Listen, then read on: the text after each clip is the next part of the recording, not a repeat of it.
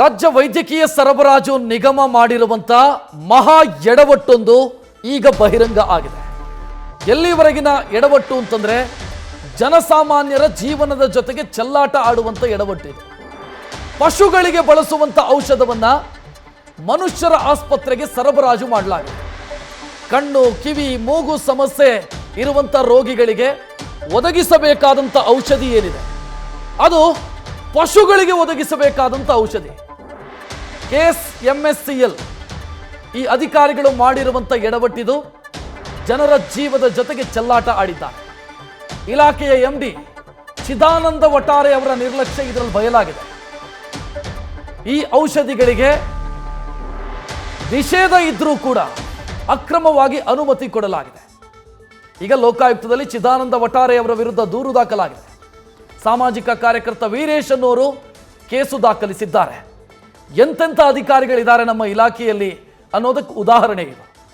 ಪಶುಗಳಿಗೆ, ದನಗಳಿಗೆ ಕೊಡಬೇಕಾದಂಥ ಔಷಧಿಯನ್ನ ಜನರಿಗೆ ಕೊಡೋದಕ್ಕೆ ಒದಗಿಸಲಾಗಿದೆ. ಅಂದ್ರೆ ಈ ಸಂಸ್ಥೆಯ ಜವಾಬ್ದಾರಿ ಏನು ಅಂತಂದ್ರೆ ಸರ್ಕಾರಿ ಆಸ್ಪತ್ರೆಗಳಿಗೆ ಔಷಧವನ್ನು ಒದಗಿಸುವಂತ ಸರ್ಕಾರಿ ಸಂಸ್ಥೆ ಇದು. ಯಾವುದೇ ಸರ್ಕಾರಿ ಆಸ್ಪತ್ರೆಗಳಿಗೆ, ಪ್ರಾಥಮಿಕ ಆರೋಗ್ಯ ಕೇಂದ್ರಗಳಿಂದ ಹಿಡಿದು ಸರ್ಕಾರಿ ಆಸ್ಪತ್ರೆಗಳಿಗೆ ಔಷಧ, ಇಂಜೆಕ್ಷನ್ನು ಇದೆಲ್ಲವನ್ನ ಕೂಡ ಒದಗಿಸುವಂತ ಮಹತ್ವದ ಜವಾಬ್ದಾರಿ ಹೊತ್ತಿರುವಂತ ಸಂಸ್ಥೆ KSMCL. ಸೊ ಇವರು ಬ್ಲೈಂಡ್ ಆಗಿ ಅಪ್ರೂವಲ್ ಕೊಟ್ಟುಬಿಟ್ಟಿದ್ದಾರೆ ಒಂದಿಷ್ಟು ಔಷಧಿಗಳಿಗೆ. ಆ ಔಷಧಿಗಳು ಯಾವುದು ಅಂತಂದ್ರೆ ಪಶುಗಳಿಗೆ ಕೊಡುವಂತ ಔಷಧಿ. ಇದನ್ನ ಮನುಷ್ಯರ ಬಳಕೆಗೆ ಅನುಮತಿ ಕೊಟ್ಟಿದ್ದಾರೆ. ಎಂಥ ದುರ್ದೈವ ಇದು ಅನ್ನೋದು ಸದ್ಯಕ್ಕಿರುವಂತ ಪ್ರಶ್ನೆ. ಈ ಬಗ್ಗೆ ಹೆಚ್ಚಿನ ಡೀಟೇಲ್ ನೀಡೋದಕ್ಕೆ ನಮ್ಮ ಪ್ರತಿನಿಧಿ ವಿಷ್ಣು ಪ್ರಸಾದ್ ಫೋನ್ ಸಂಪರ್ಕದಲ್ಲಿ. ವಿಷ್ಣು ಪ್ರಸಾದ್, ಪಶುಗಳಿಗೆ ಕೊಡುವಂತ ಔಷಧಿಯನ್ನ ಮನುಷ್ಯರಿಗೆ ಕೊಡೋದಕ್ಕೆ ಅನುಮತಿ ಕೊಟ್ಟಿದ್ದಾರೆ ಒಬ್ಬ ಆಫೀಸರ್ ಅಂತಂದ್ರೆ ಮೊದಲ ಪ್ರಯೋಗ ಇವ್ರ ಮೇಲೇನೆ ಆಗಬೇಕು ಅಂತ ನಾವು ಹೇಳಬೇಕು. ಮೊದಲ ಪ್ರಯೋಗ ಇವ್ರ ಮೇಲೇನೆ ಮಾಡಬೇಕು. ಖಂಡಿತ ರಕ್ಷಿತ್. ಯಾಕಂದ್ರೆ ಈ ಚಿದಾನಂದ್ ವಟಾರೆ ಅವರ ವಿರುದ್ಧ ಕೇಳಿ ಬರ್ತಿರುವಂತ ಆರೋಪ ಇದು ಮೊದಲನೇದಲ್ಲ. ಈ ಹಿಂದೆನೂ ಕೂಡ ಕಳಪೆ ಮಟ್ಟದ ಗ್ಲೂಕೋಸ್ ಪೂರೈಕೆ ಮಾಡುವಂತ ಕೆಲಸವನ್ನು ಮಾಡಿದ್ರು. ಈ ವೇಳೆಯಲ್ಲಿ ಚಾಮರಾಜನಗರ, ಚಿತ್ರದುರ್ಗ ಸೇರಿದಂತೆ ಅನೇಕ ಜಿಲ್ಲೆಗಳಲ್ಲಿ ಸೈಡ್ ಎಫೆಕ್ಟ್ ಆಗಿ ಜನರು ಆವಾಗ ನರಳಾಟ ನಡೆಸಿದ್ರು. ಈಗ ಇದು ಎರಡನೇ ಪ್ರಕರಣ ಇವರ ವಿರುದ್ಧ ಬಂದಿರುವಂತಹ ಗಂಭೀರ ಆರೋಪ ಏನಂತಂದ್ರೆ ಇಲ್ಲಿ ಅವ್ರು ಕೊಡಬೇಕಾಗಿರುವಂತದ್ದು ಪಶುಗಳಿಗೆ ಕೊಡುವಂತಹ ದನಕ್ಕೆ ಟ್ರೀಟ್ಮೆಂಟ್ ಮಾಡುವಂತಹ 5 ಡೋಸೇಜ್ ಮೆಡಿಸಿನ್ ಏನಿದೆ ಅದನ್ನ ಸರ್ಕಾರಿ ಆಸ್ಪತ್ರೆಗಳಿಗೆ, ಅದರಲ್ಲೂ ಪ್ರಮುಖವಾಗಿ ಮನುಷ್ಯರಿಗೆ ಟ್ರೀಟ್ಮೆಂಟ್ ಕೊಡುವಂತಹ ಆಸ್ಪತ್ರೆಗಳಿಗೆ ಸರಬರಾಜು ಮಾಡುವಂತಹ ಕೆಲಸವನ್ನ ಇಲ್ಲಿ KSMSCL ಮಾಡಿದೆ. ಇವರಿಗೆ ಟೆಂಡರ್ ಕೊಡ್ಬೇಕಾದ್ರೆ ಕೊಟ್ಟಿರುವಂತದ್ದು ಮನುಷ್ಯರಿಗೆ ಕೊಡುವಂತಹ ಮೆಡಿಸಿನ್ ಕೊಡಬೇಕು ಅಂತ ಹೇಳಿ. ಇಲ್ಲಿ ಪುಷ್ಕರ್ ಫಾರ್ಮಾ ಅಂತ ಹೇಳಿ ಒಂದು ಕಂಪನಿ ಈ ಒಂದು ಮೆಡಿಸಿನ್ ಸಪ್ಲೈ ಮಾಡುವಂತಹ ಕೆಲಸವನ್ನ ಮಾಡಿದೆ. ಈ ಮೂಲಕ ಅದು ಪ್ರಮುಖವಾಗಿ ಈಗಾಗಲೇ ಮೆಡಿಸಿನ್ ಸುಮಾರು ಜಿಲ್ಲೆಗಳಿಗೆ ಈಗಾಗಲೇ ತಲುಪುವಂತ ಕೆಲಸ ಆಗಿದೆ. ಪ್ರಮುಖವಾಗಿ ಮಡಿಕೇರಿ, ಮೈಸೂರು ಮತ್ತೆ ಅದರಲ್ಲೂ ಪ್ರಮುಖವಾಗಿ ಹಳೆ ಮದ್ರಾಸ್ ಭಾಗದಲ್ಲಿ ಅನೇಕ ಜಿಲ್ಲೆಗಳಿಗೆ ಈ ಒಂದು ಮೆಡಿಸಿನ್ ಸಪ್ಲೈ ಆಗಿದೆ. ಅಲ್ಲಿ ಈಗ ಟ್ರೀಟ್ಮೆಂಟ್ ಕೊಟ್ಟಿದರೆ ಇಲ್ವೋ ಅನ್ನುವಂಥದ್ದು ಇನ್ನೂ ಕೂಡ ಶಂಕೆ ಆಗಿರುವಂತದ್ದು. ಅದು ಸಂಬಂಧಪಟ್ಟಂತೆ ಇನ್ನು ಯಾವುದೇ ರೀತಿ ರಿಪೋರ್ಟ್ ಆಗಿಲ್ಲ. ಆದ್ರೆ ಪ್ರಮುಖ ಅಂಶ ಏನಂತಂದ್ರೆ ಯಾವಾಗ ಈ ರೀತಿ ಮೆಡಿಸಿನ್ ಸಲ್ಲಿಕೆ ಮಾಡಬೇಕು ಅದರಲ್ಲೂ ಪ್ರಮುಖವಾಗಿ ಸಪ್ಲೈ ಮಾಡುವಂತ ಕೆಲಸವನ್ನ KSMSCL ಮಾಡುತ್ತೆ. ಅದರಲ್ಲಿ ಲೋಗೋಗ್ರಾಮ್ ಇರುತ್ತೆ. ಅಂದ್ರೆ ಸರ್ಕಾರದಿಂದ ಯಾವುದಾದ್ರೂ ಮೆಡಿಸಿನ್ ಸರ್ಕಾರಿ ಆಸ್ಪತ್ರೆಗಳಿಗೆ ಹೋದಂತಹ ಸಂದರ್ಭದಲ್ಲಿ ಅದು ಮನುಷ್ಯರಿಗೆ ಕೊಡೋದಾಗಿದ್ರೆ KSMSCL ನಾಟ್ ಫಾರ್ ಸೇಲ್ ಅಂತ ಇರುತ್ತೆ. ಆ ರೀತಿ ಲೋಗೋಗ್ರಾಮ್ ಇರುತ್ತೆ. ಪ್ರಾಣಿಗಳಿಗೆ ಕೊಡುವಂತಹ ಮೆಡಿಸಿನ್ಗಳಲ್ಲಿ ಪಶುಸಂಗೋಪನೆ ಮತ್ತು ನಾಟ್ ಫಾರ್ ಸೇಲ್ ಅಂತ ಇರುತ್ತೆ. ಅಂದ್ರೆ ಆ ಒಂದು ಮೆಡಿಸಿನ್ ಅನ್ನ ಈಗ ಸಪ್ಲೈ ಮಾಡುವಂತಹ ಕೆಲಸವನ್ನ ಈಗ KSMSCLಗೆ ಈ ಪುಷ್ಕರ್ ಫಾರ್ಮಾ ಮಾಡಿದೆ. ಅದನ್ನ ಗಮನಿಸದೆ ನೇರವಾಗಿ ಏಕಾಏಕಿ ಎಲ್ಲಾ ಆಸ್ಪತ್ರೆಗಳಿಗೂ ಕೂಡ ಈಗ ಸಪ್ಲೈ ಮಾಡುವಂತಹ ಕೆಲಸವನ್ನ ಈಗ KSMSCLನ ಅಧಿಕಾರಿಗಳು ಮಾಡಿದ್ದಾರೆ. ಇನ್ನೊಂದು ವಿಚಿತ್ರ ಏನಂತಂದ್ರೆ ಇದನ್ನ ಕೊಡಗಿನಲ್ಲಿರುವಂತಹ ಓರ್ವ ಅಧಿಕಾರಿ, ಅದರಲ್ಲೂ ಪ್ರಮುಖವಾಗಿ ಕೊಡಗಿನಲ್ಲಿರುವಂತಹ ಏನು KSMSCL ಉಗ್ರಾಣದ ಓರ್ವ ಸಿಬ್ಬಂದಿ ನೋಡಿದಾಗ ಈ ಒಂದು ಅಂಶ ಬಯಲಾಗಿರುವಂತದ್ದು. ಈ ವಿಷಯ ತಿಳಿದ ತಕ್ಷಣ ಆತ ನೇರವಾಗಿ ಮೈಸೂರು ಹಾಗೂ ಮಡಿಕೇರಿಯ ಜಿಲ್ಲಾಧಿಕಾರಿಗಳ DHOಗಳಿಗೆ ಒಂದು ಪತ್ರ ಬರೆಯುವಂತ ಕೆಲಸವನ್ನು ಮಾಡ್ತಾರೆ. ಈ ರೀತಿ ದನಗಳಿಗೆ ಬರುವಂತಹ ಮೆಡಿಸಿನ್ ಮನುಷ್ಯರಿಗೋಸ್ಕರ ಕೊಡೋದಕ್ಕೆ ಅಂತ ಬಂದಿದೆ ಅಂತೇಳಿ.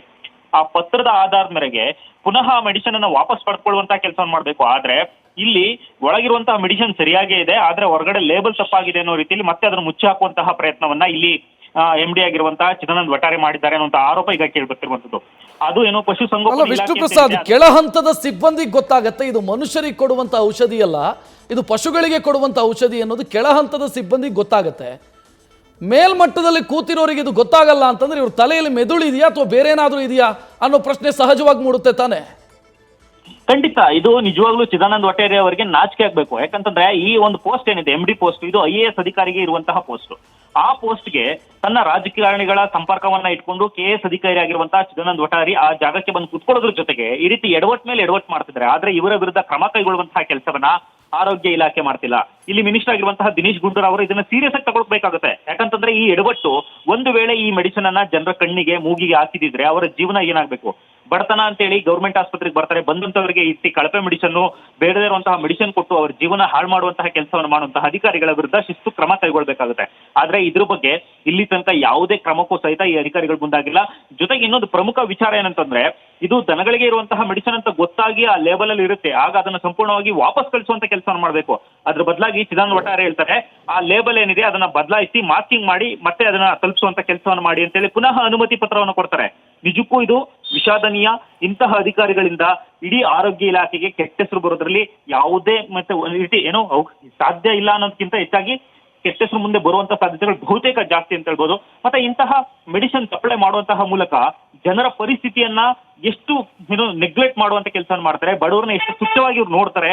ಈ ರೀತಿ ಸರ್ಕಾರಿ ಆಸ್ಪತ್ರೆಗೆ ಟ್ರೀಟ್ಮೆಂಟ್ ಬರೋರ ಪರಿಸ್ಥಿತಿ ಏನಾಗುತ್ತೆ ಅನ್ನೋದು ನಿಜಕ್ಕೂ ವಿಷಾದನೀಯ ಅಂತ ಹೇಳ್ಬೋದು. ರಕ್ಷಿತ್, ಥ್ಯಾಂಕ್ ಯು ವಿಷ್ಣು ಪ್ರಸಾದ್ ಮಾಹಿತಿಗೆ.